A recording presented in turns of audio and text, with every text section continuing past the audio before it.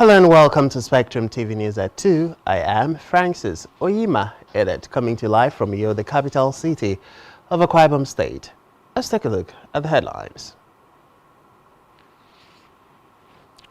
President Tinubu moves school feeding program from humanitarian ministry to education. Supreme Court affirms Peter Mbah as Enugu governor. Plus, UK economy shrinks ahead of election. We will bring you details of these stories and more in a moment.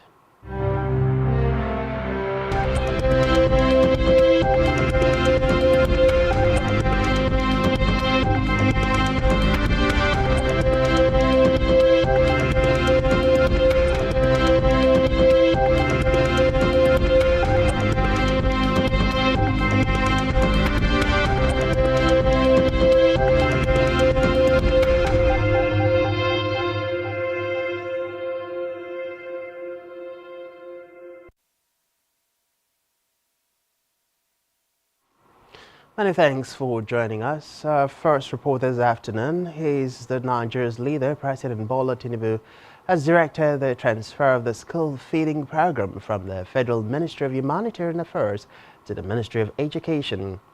The Minister of Education, Taha Mamman, announced the development during a one-day retreat on ministerial deliverables 2023 through 2027 for all directors and chief executive officers of all the parastatals under the ministry. Tahir said as part of his agenda to solve the growing problems of out-of-school children in the country, the president also reintroduced the school feeding program in Nigeria basic education to address the learning crisis and the challenges of out-of-school children, currently bedeviling the country. Recall that former President Muhammadu Buhari's administration has suspended the program after many years of running it. In the meantime, the Vice President, Kashim Shettima, and Nigerian governors have set up committees on crude oil theft and management as well as economic affairs. This decision was taken during the 138th meeting of the National Economic Council, NEC, which was held virtually yesterday. According to a statement by the Senior Special Assistant to the Vice President on Media and Communications, Stanley Nwocha, the committees will be headed by the Kwara State Governor, Abdulrahman Abdulrazak, and his Imo State counterpart, Hope Uzodinma, respectively. Meanwhile, members of the committee include the Gombe State Governor, Governor of Lagos, the Governor of Akwa Ibom, the Governor of Anambra, the Governor of Niger State, and Governor of Kaduna. The Special Advisor to the President on NEC and Climate Change, Rukaya El-Rufai, would serve as its secretary.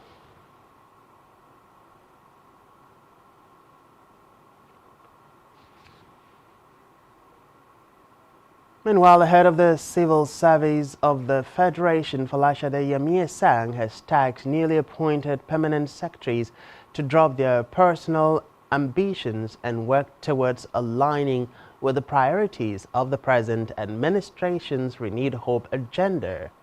She affirmed that as good administrators, personal decisions must respect public feelings.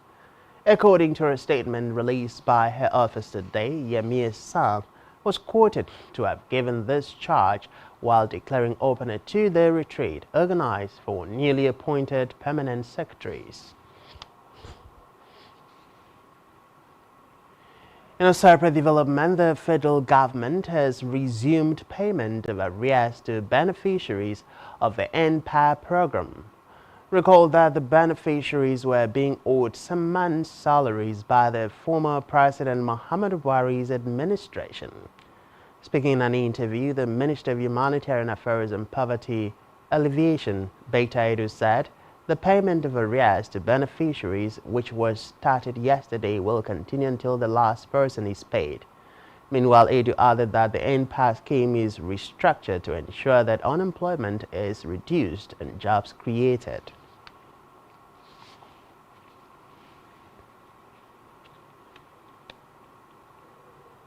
To judicial matters, where the Supreme Court has today affirmed the election of Peter Mbah as the governor of Enugu State. The Apex Court resolved all the issues in favor of the first respondent, Governor Peter Mbah. Reports say the Apex Court, in a unanimous decision delivered by a 5-member panel of justices, dismissed an appeal filed by the Labour Party and its candidate, Chijioke Edoga, challenging the outcome of the governorship election held on March 18 this year. We'll bring you more details on these in our subsequent bulletin.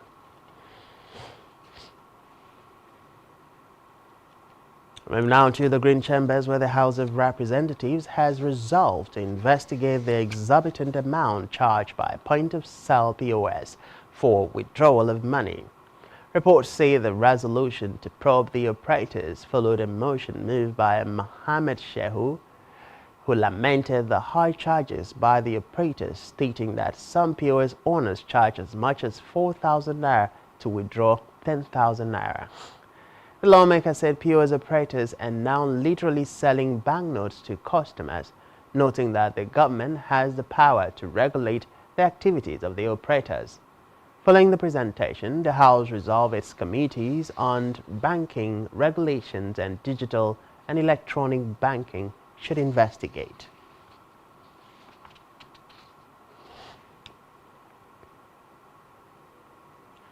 On military, the Nigerian Army Council has promoted a total of 47 brigadier generals to major generals and 75 colonels to the rank of brigadier general. Reports say their promotion is coming after the retirement of 113 generals. Meanwhile, the Director Army Public Relations, Onyema Nwachukwu, said the Council approved the promotions of the senior officers and noted that the Chief of Army Staff, Torid Lagbaja, urged them to redouble their efforts to justify their elevation and the confidence reposed in them.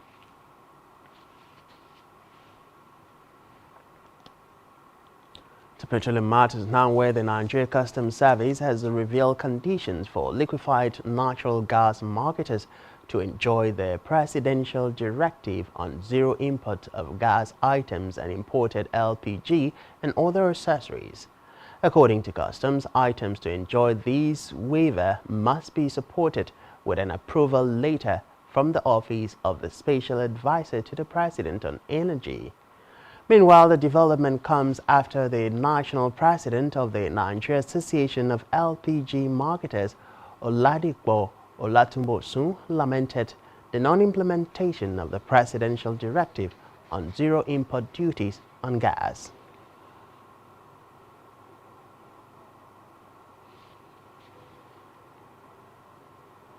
Meanwhile, 55 newly recruited officers of the Nigeria Immigration Service (NIS) have graduated and 52 senior officers promoted to various positions at the NIS Enugu State Command. The Assistant Comptroller General Azuka Holiday disclosed this at the passing hour parade of the newly recruited personnel and decoration of promoted officers at the command. Azuka said the total number of graduates is 55, made up of 27 males and 28 females, and tasked the newly recruited personnel to see their enlistment into the service as a call to duty to serve their fatherland with a sense of patriotism, discipline, determination, selflessness, and integrity.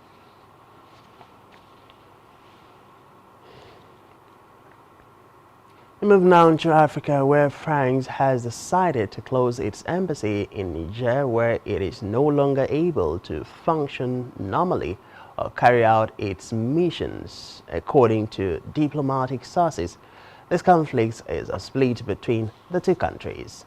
Reports say this extremely rare measure comes after Niamey announced on December 12 the departure of all French soldiers deployed in Niger as part of the anti-jihadist efforts by December 22, which is this Friday.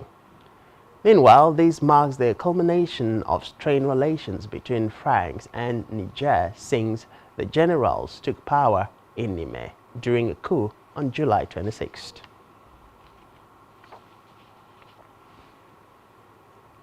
Still in Africa, Moscow's Foreign Minister Sergei Lavrov has said Russia is ready to supply more grains to Tunisia.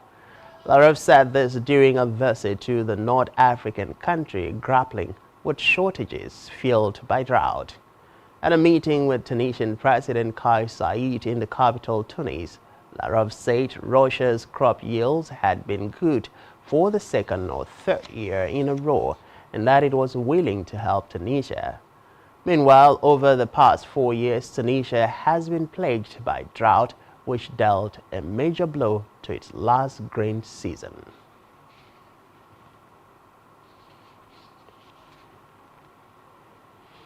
On the foreign scene, Britain's economy has unexpectedly shrunk in the third quarter, raising fears of a potential recession before an election due next year. The Office for National Statistics said gross domestic product contracted 0.1% between July and September, down from a prior estimate of zero growth. Meanwhile, financial activity was adversely impacted by interest rate hikes, elevated inflation, and a sliding services sector.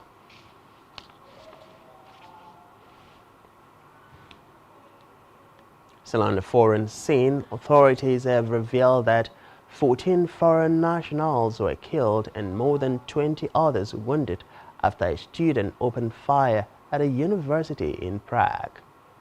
Prague Police Chief Martin Bondraksek said the bloodshed took place yesterday in the Philosophy Department building of Charles University, where the shooter was a student, adding that the gunman also died.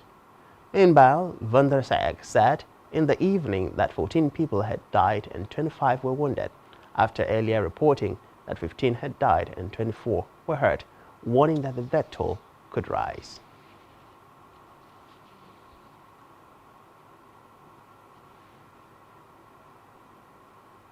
Still to come in the news, Equatorial Guinea to play friendly match with Cameroon on 8 January. To stay with us.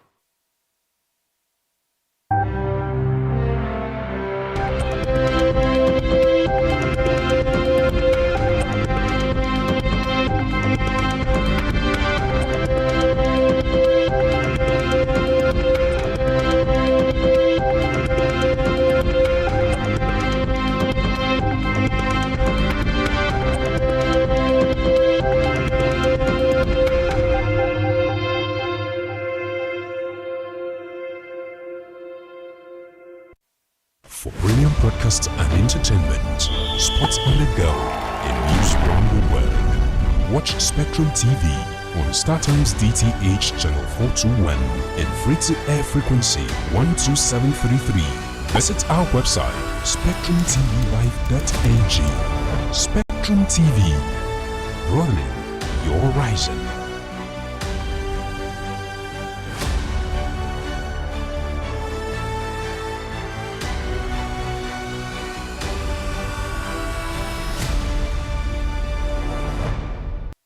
Nigerian police, which is the only one allowed by grossly abuse. Our governors have to share police powers with the president as stipulated by the constitution. We do not have a federal government police force. We have the Nigerian police force, which shall be administered, organized, and supervised by the Nigerian police. No, my lord, I want to say something. I want to say something here. Perhaps it might also enlarge the scope of people who should be invited here for examination. My lord, if we cannot find those who literally murdered Abiola, who are those people who could be said to be the beneficiaries of the death of Abiola? Rogers has linked you with some of the killings he did. He never did. He linked you with the attempted murder of Hebrew. He did not. My lord, the Matters Council is leading the evidence in our matters. Is this an adversary proceeding? It's not, my lord, but we can't be talking about cases which are in court. Is this an adversary proceeding? It's not, my lord. These cases are in court, my lord. I'm just reminding your lordship. My lord, sorry, my lord, I think I'll be in cross-examination. Legally Speaking, a program that deals with legal issues and questions we face as citizens of this amazing country, Nigeria. Legally Speaking. Join us every Friday from 5 p.m. to 6 p.m. for Legally Speaking.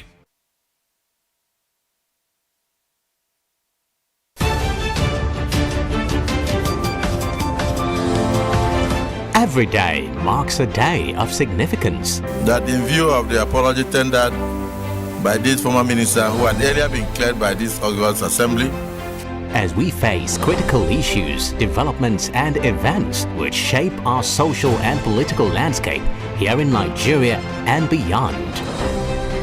Political Spectrum is a program specially designed to help make sense of all the moving parts of developments and occurrences in our nation's polity and political economy. There is nothing wrong with Nigeria, but there's everything wrong. The educational history of public figures holds significance beyond mere biographical details. From executive, legislative and judicial developments at national and subnational levels to international diplomacy and relations. Join us for exclusive interviews with key political figures, expert opinions, analysts, thought-provoking conversations for and against, shedding light on the major issues that matter. We will always keep you updated on the most factual, smartest and unbiased reportage. Stay tuned to Political Spectrum. Political Spectrum. All sides matter at the round table. Political Spectrum. Exclusive to Spectrum Television.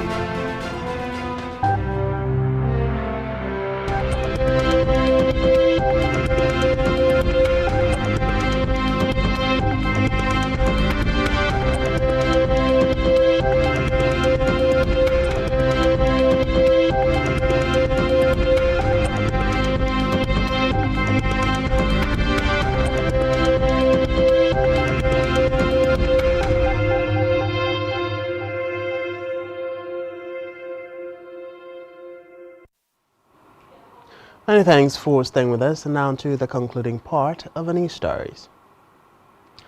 On the business news, crude prices have slumped after Angola quit the OPEC oil cartel, while Wall Street stocks rebounded after a streak of records was snapped.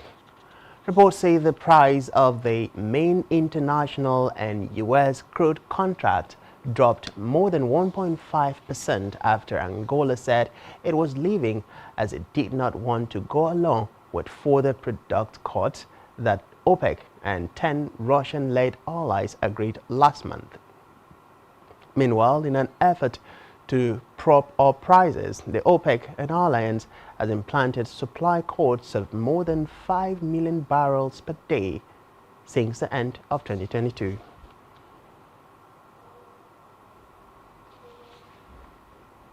Still in business, the National Bureau of Statistics has disclosed that only 12% of workers in Nigeria were in wage employment as of the end of the second quarter of 2023.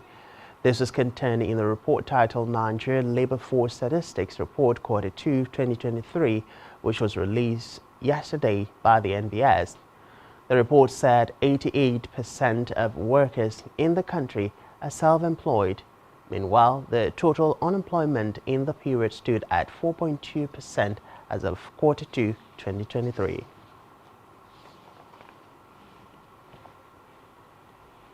In health, the World Health Organization WHO has added the R21/Matrix M malaria vaccine to its list of qualified vaccines. Recall that in October 2023, the WHO recommended the use of the vaccine for the prevention of the disease in children, following the advice of the WHO Strategic Advisory Group of Experts on Immunization and the Malaria Policy Advisory Group. Meanwhile, the pre-qualification means larger access to vaccines as a key tool to prevent malaria in children, with it being a prerequisite for vaccine procurement by UNICEF and funding support for deployment by Gavi, the Vaccine Alliance.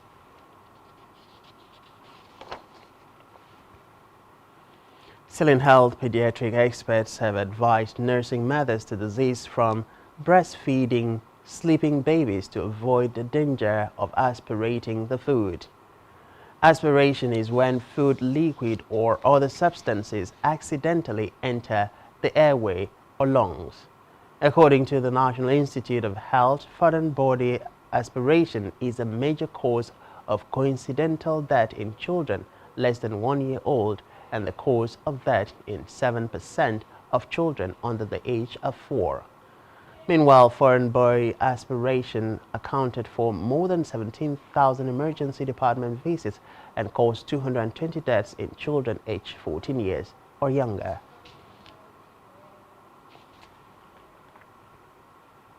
In sports, Equatorial Guinea will face Indomitable Lions of Cameroon in a friendly game. Reports say the game will hold on 8 January 2024 as part of preparations for both teams for the AFCON. Meanwhile, after the friendly game against Cameroon, Equatorial Guinea will open their AFCON campaign against the Super Eagles on Sunday, 14 January, and 4 days later, they will take on Guinea-Bissau before ending the group phase with a clash against hosts Cote d'Ivoire on January 22nd.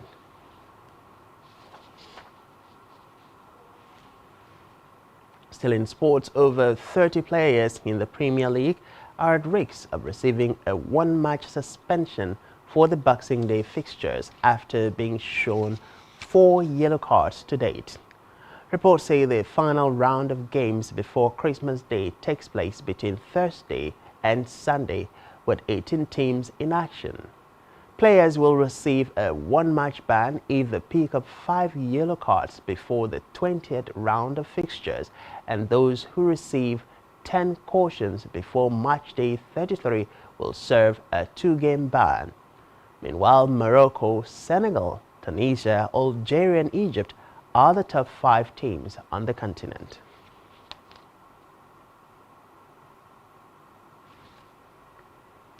On our entertainment news, action star Vin Diesel has been accused of sexually assaulting his assistant in an Atlanta hotel room over a decade ago. Reports say the suit is the latest claim to be lodged with courts in California, which has extended the length of time in which legal action can be taken in cases of alleged sexual crimes. Speaking in court, Asta Janison said her first assignment after being hired by the Fast and Furious Stars company was to travel to Atlanta in September 2010 during the filming of Fast 5 and claimed she was assaulted by him in the hotel. Meanwhile, Diesel's lawyer, Brian Fredman, said his client categorically denies these claims in its entirety and that there is evidence which completely refutes the allegations.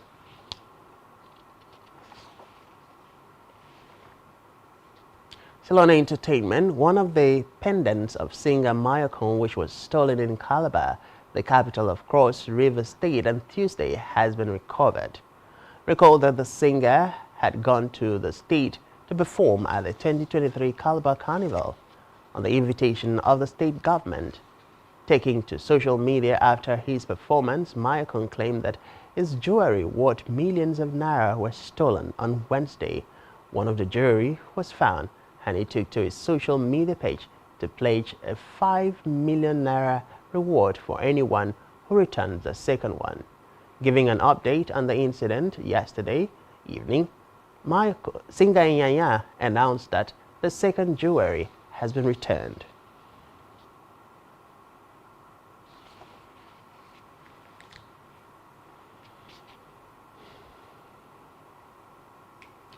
And that's all we have for you this time. Do ensure to follow us on social media and subscribe to our YouTube channel, all of which you can find on our website, spectrumtvlive.ng. You've been watching Spectrum TV News at 2. I am Francis Oyima, edit. Many thanks and enjoy the rest of your weekend.